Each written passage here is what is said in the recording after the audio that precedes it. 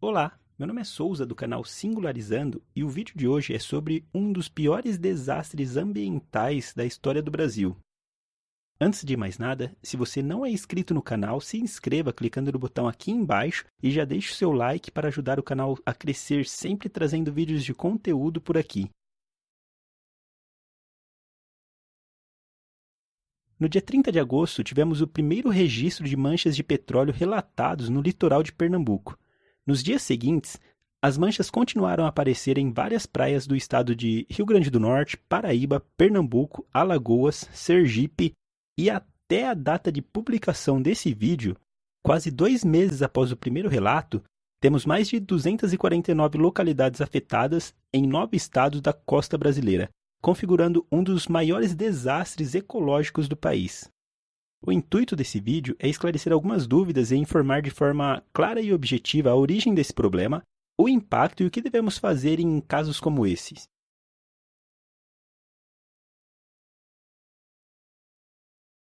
Quem é o dono? Ainda não sabemos a causa do vazamento e, consequentemente, não sabemos quem é o responsável, mas as investigações apontam 3 hipóteses principais. Um navio que afundou e, com isso, liberou petróleo, um possível acidente durante a transferência do petróleo de um navio para outro e um despejo criminoso. Se foi um naufrágio que ocorreu, provavelmente era de um navio fantasma, que tinha a sinalização desligada e provavelmente estava realizando uma operação irregular, e por isso não foi reportado nada às autoridades. Se foi um acidente durante a transferência de um petróleo entre navios, também temos uma chance grande de ser um navio fantasma, e por isso não foi reportado. E se foi um despejo criminoso, pode ser entre um navio fantasma ou não. Para essa hipótese, se um navio-tanque teve problemas no casco, por exemplo, é possível que tenha se livrado do petróleo para conseguir seguir viagem e não perder o navio e, obviamente, como o despejo foi criminoso, não foi reportado. Veja que em todas as principais hipóteses temos uma grande chance do responsável ser um navio fantasma. Mas o que é e por que existe navio fantasma? Navio fantasma é uma embarcação que desliga os radares a fim de não ser rastreada e se torna uma embarcação invisível a termos de monitoramento, o que é essencial para práticas ilegais. Essa é uma prática que não é nova, sempre existiu contrabando e roubo de petróleo e até negociações ilegais, principalmente em países que sofrem sanções comerciais, como países do Oriente Médio, por exemplo. O problema é que nos últimos meses, possivelmente, tivemos um aumento da frota fantasma, principalmente aqui na América do Sul. Isso porque a Venezuela, que é um dos principais exploradores de petróleo, estão sofrendo sérias sanções comerciais dos Estados Unidos. E alguns países querem comprar o petróleo venezuelano, mas temem sofrer sanções ou ter negociações prejudicadas, principalmente com os Estados Unidos. Então existe uma modalidade de compra por debaixo dos panos. O país X compra o petróleo, mas não quer ser visto ou ter sua rota para a Venezuela divulgada. Então ele simplesmente desliga os equipamentos de rastreamento e se torna um navio fantasma. Outra forma de comprar e receber esse petróleo é transferência no mar. O petróleo sai da Venezuela, é transferido para o petroleiro do comprador, isso é em um ponto combinado no meio do mar. O problema é que se acontece qualquer problema com esses navios fantasmas, muitas vezes, para não ter que arcar ou responder criminalmente, pagar multas milionárias e ainda sofrer sanções, eles simplesmente continuam seu caminho como se nada tivesse acontecido. Afinal, nenhum radar está monitorando eles e ninguém está vendo para ser testemunha do crime. Pesquisadores da USP e INPE fizeram uma simulação levando em consideração a composição química do elemento, as correntes marítimas e até vento e as ondas para tentar estimar o local do derramamento, e chegaram à conclusão que pode estar cerca de 700 quilômetros da costa brasileira, e esse é um trecho de rota marítima. E então, os esforços estão concentrados em achar quem passou por esse trecho nos primeiros dias do aparecimento do petróleo. E essa é uma tarefa extremamente difícil, porque o petróleo cru, como que está aparecendo nas praias, é um tipo de petróleo pesado. E ele não se espalha pela superfície, ele vai pelo fundo do mar, através das correntes, e nesse caso, mais especificamente, da corrente sul equatorial. E é por isso que satélite nenhum consegue capturar as imagens das manchas de óleo.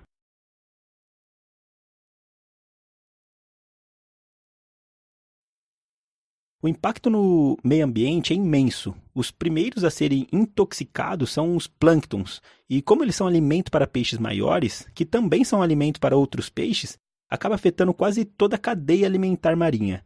As tartarugas marinhas também morrem por intoxicação. As aves têm suas penas impregnadas com óleo e morrem afogadas quando não morrem por intoxicação. Até o momento já somam mais de 40 animais afetados, sendo 8 aves, 29 tartaruga marinha, 1 réptil e vários peixes. E esses dados são atualizados periodicamente no site do IBAMA que estou deixando aqui embaixo. No comércio e turismo também teve impacto. Em algumas localidades, a venda de peixes e produtos do mar caiu mais de 40% e a venda de pacotes de viagem sofreu grande queda em parte do Nordeste. Isso porque turistas estão preferindo adiar as viagens e quem já está lá estão evitando comer produtos do mar com medo de contaminação. E estamos falando de pontos turísticos como Porto das Galinhas, Maragogi, Canoa Quebrada, Jericoacoara e Búzios. E algumas cidades litorâneas do Nordeste chegam a empregar até 50% de toda a população no turismo. E isso quer dizer que o desastre não se limita à fauna e flora, mas tem grande impacto na vida das pessoas também. O petróleo pode variar sua composição dependendo do local que é extraído, e faz com que ele tenha uma assinatura, e é por isso que temos cerca de 95% de certeza que esse é um petróleo venezuelano. E esse tipo de petróleo é o que é conhecido como petróleo pesado, que tem baixo API e não boia na água. E para agravar ainda mais esse tipo de petróleo denso encontrado em nossas praias, além de impurezas como enxofre, contém também metais pesados e compostos como benzeno, tolueno e xileno, que são altamente tóxicos. Como o petróleo é um composto orgânico, ele acaba se decompondo naturalmente. O problema nesse caso é o tempo. Principalmente esse tipo de petróleo que é mais denso pode demorar décadas até ser degradado. E é bem provável que algumas áreas afetadas nunca voltem a ser como era antes.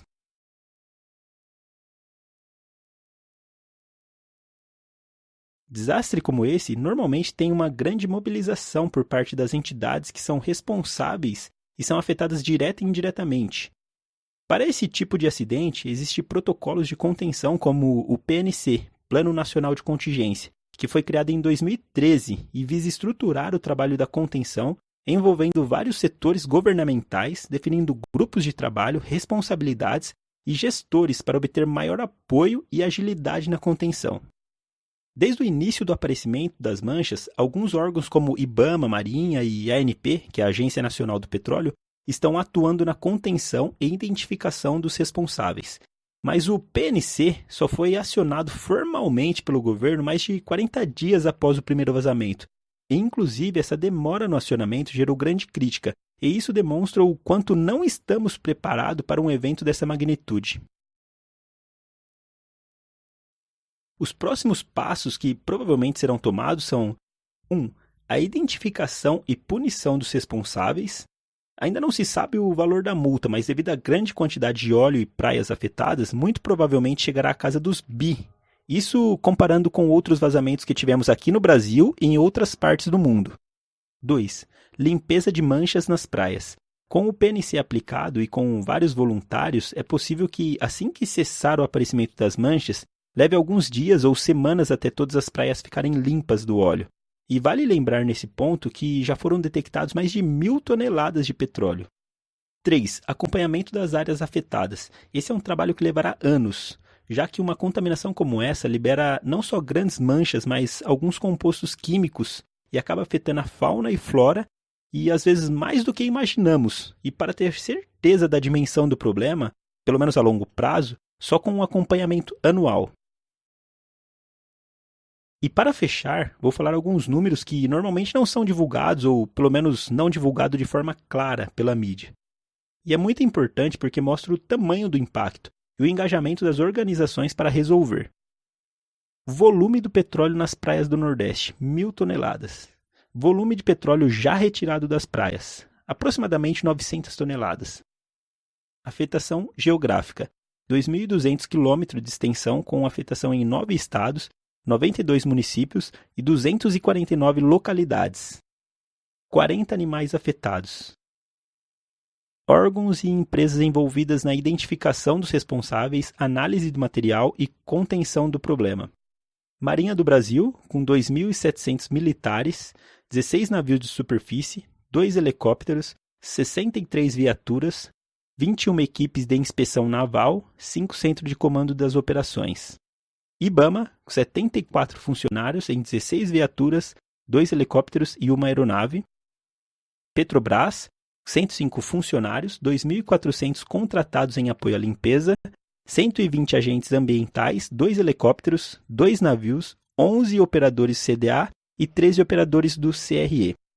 A FAB, com 4 aeronaves, e o Exército Brasileiro, com 5.000 militares, ANP, Instituto Chico Mendes, Polícia Federal, Defesa Civil e universidades federais como UFPE, UFRPE, UFRJ, UFBA e muitos voluntários. Bom, pessoal, ficamos por aqui e, como de costume, aqui embaixo estou deixando fontes e mais informações sobre o assunto. Se gostou do vídeo, não esqueça de deixar o seu like, pois isso é muito importante para manter o canal. Dicas de próximos temas, críticas ou elogios, deixe aqui embaixo nos comentários. Um grande abraço e até a próxima!